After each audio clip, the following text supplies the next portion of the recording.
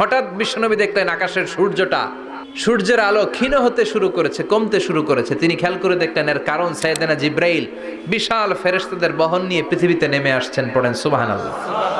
এসে বললেন, ইয়া রাসূলুল্লাহ, আমি 1,40,000 ফেরেশতা নিয়ে নেমে এসেছি। আপনি কি জানেন না, ঠিক একটু আগে মদিনাতে আপনার এক প্রিয় সাহাবা, তার নাম হচ্ছে মুআবিয়া ইবনে মুআবিয়া আল মুজানি, একটু আগে শেষ নিঃশ্বাস ত্যাগ করেছে।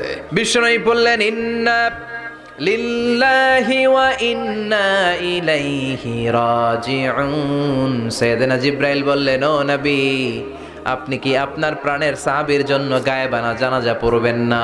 বিশ্বনবী বললেন, অবশ্যই পড়ব। সাহাবীদের মধ্যে ঘোষণা দিলেন, ও সাহাবারা, তোমাদের ভাই মুআবিয়া ইবনে মুআবিয়া আল মুজানি কিছুক্ষণ আগে মদিনাতে ইন্তেকাল করেছে। সবাই বাইরে বের হয়ে আসো, এই মাত্র আমরা এই মুহূর্তে আমরা গায়েবানা জানাজা পড়ব। বিশ্বনবী